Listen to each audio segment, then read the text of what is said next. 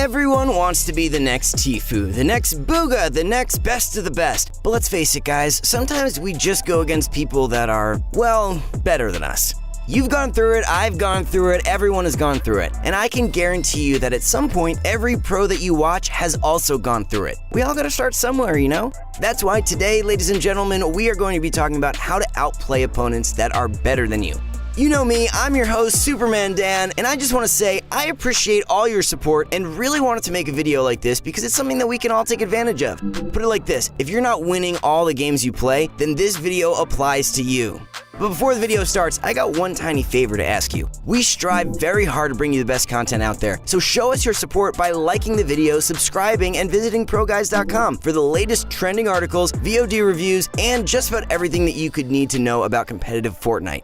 We also have on-demand 24/7 coaching, so be sure to check that out by clicking the link in the description. Most of you don't do it, but I'm telling you, you're missing out.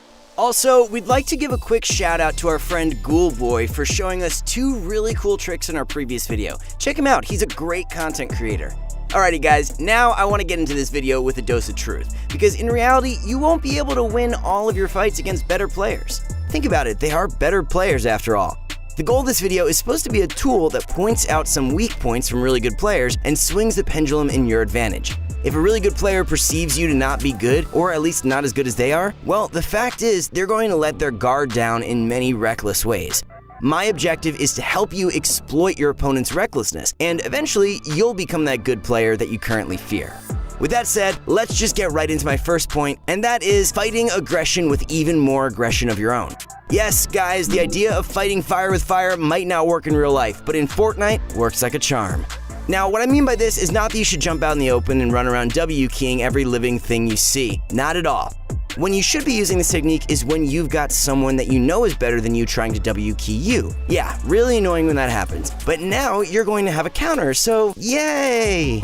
Okay, I'm gonna lay out a real Dan fact bomb on you right now. When a player pushes someone else's box, they put themselves in a very vulnerable position, but only for a brief moment. The reason why they're vulnerable is because they're unarmed. Yo, they've got that pickaxe out. Typically, people don't get aggressive enough during this short period when you can literally get a free shot on any player, even the best players in the world if you're fast enough. That's the catch though, you're gonna have to be fast. Don't be indecisive. If you see the opportunity, go for it. The moment that someone gets close enough to your side wall and pulls out the pickaxe, make a quick edit and you're getting the first pump shot 9 out of 10 times. It's super effective and has a high success rate, but the only catch is that you can only do it once.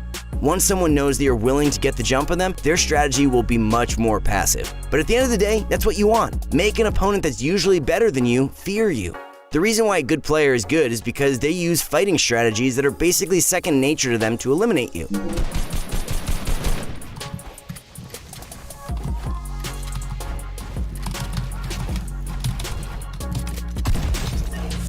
I never on anyone that hard in my whole entire life. My whole life of being alive. You making a play like that is going to take your opponent out of his element. What is a distinguished warrior without his sword and shield? Spoiler alert, nothing. Just a friendly FYI, you don't always have to use the same edit to catch your opponent off guard. In fact, after the first edit, your opponent is likely to predict you to make the same edit again. Switch it up, guys, and make different edits once in a while. Maybe try out an edit bait reset or two to keep a potential adversary on his toes. In fact, we just went over a trick that allows you to trap kill an aggressive opponent, which is in line with the gist of this video. You can check it out in the description or by simply heading over to our YouTube homepage and watching our most recent uploads. Now, although counter-aggressive plays work in close quarters combat, we need to stay disciplined when going up against good opponents. This is why we need to talk about not leaving your turtle. This point mainly applies to when you don't have high ground, for obvious reasons. When a good player takes height in a fight, they will typically bank on the fact that you will try and reclaim height. If you end up going for a high ground retake, a good player will typically land some decent damage on you in the process. You want to avoid these scenarios and outweight your opponent. Yeah, I get it, sitting in a box is boring, but you want to beat someone better than you, right? Well, you're gonna have to trust me on this one because the alternative isn't going to net you any better results. Anyways, back to the point, keep your composure, hold your walls in your box, and wait until he starts chopping your build. Once he's in range to start pushing your box, meaning he's dropped considerably from height, you now have a perfect opportunity to employ strategy number 1 from this video. You guys remember that tip we just talked about 30 seconds ago? You see, this trick really focuses on the choices you make in Fortnite and how you never really need to push into an unfavorable situation, even if your mind is unconsciously telling you to do so. Breaking those habits and staying patient will allow you to manipulate where your opponent is in a fight and use some solid tactics to give yourself a fighting chance. It is worth noting that there are some situations that will simply force you to migrate, such as if someone spams you with utility. Think stinks, grenades, grenade launchers, rockets, and all that jazz. If you find yourself in that situation, just tunnel your way to safety and reassess the situation. Also, if you have no mobility and have a long way to get to the safe zone, maybe it's time to expedite a play. Better that you have a chance of getting the kill and surviving than dying 100% by sticking around too long. The main takeaway from this tip is to bait your opponent down closer to your level so you can make an unpredictable attack on them. Whatever means necessary for you to make that happen, but never put yourself in a vulnerable position. Now, on the flip side, it's worth talking about never giving up high ground. I literally just talked for an entire minute about why you need to bait the person from high ground down to your level. So when you actually end up with high ground, you better not fall for these mistakes.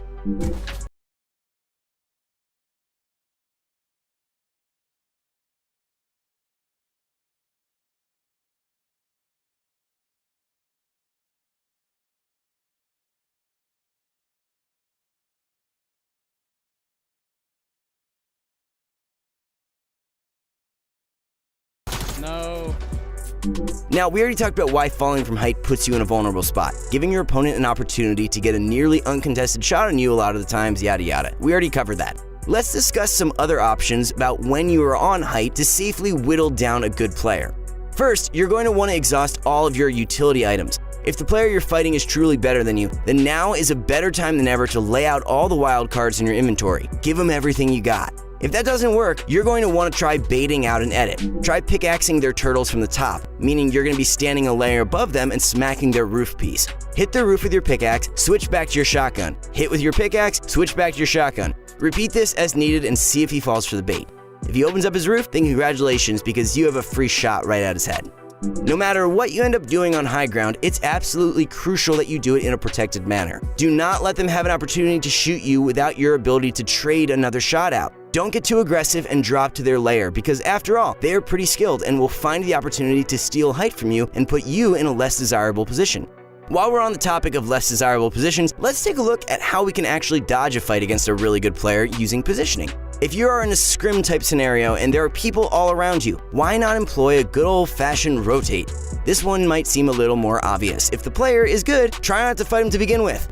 Well, that's half the equation, but for the scenario where we're playing a somewhat stacked scrim lobby, which I know you guys are always playing, you actually want to use the fact that there are loads of watchful eyes in your game to your advantage. You see, a really good player loves to single people out in the mid to late game to secure additional elimination points. Typically, they will hunt their prey based on who's the easiest to kill. Think about someone who's in a really safe position on the map and there's low opportunity for third partying. This is the equivalent of a mid-afternoon snack for a good player.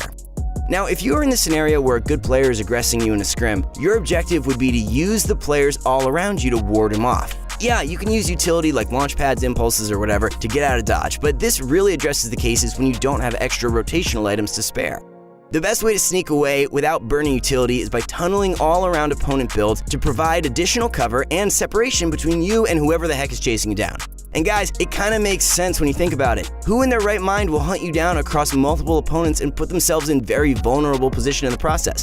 Well, if they did that, then they must not be that good, or at the very minimum, smart to begin with. Alright, to brush over everything that we covered in this video one more time, first, you're going to fight aggression with aggression. Someone pushes your box, fight him back when he is most vulnerable, when he has his pickaxe out. That'll surely turn the tides of the fight in your favor.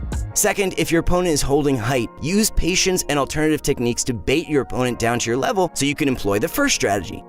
Third, never give up high ground. If you're trying to get your opponent to drop from high ground to exploit their weaknesses, why would you give them the same opportunity? Finally, use tunnels, shield bubbles, shockwaves, and basically any other resources you got to take advantage of third partying. Alrighty folks, that's going to be it for the video. Let me know if you guys have any suggestions in the comments down below, and as always, leave a like if you're enjoying this content. I'll see you guys in the next one. Peace!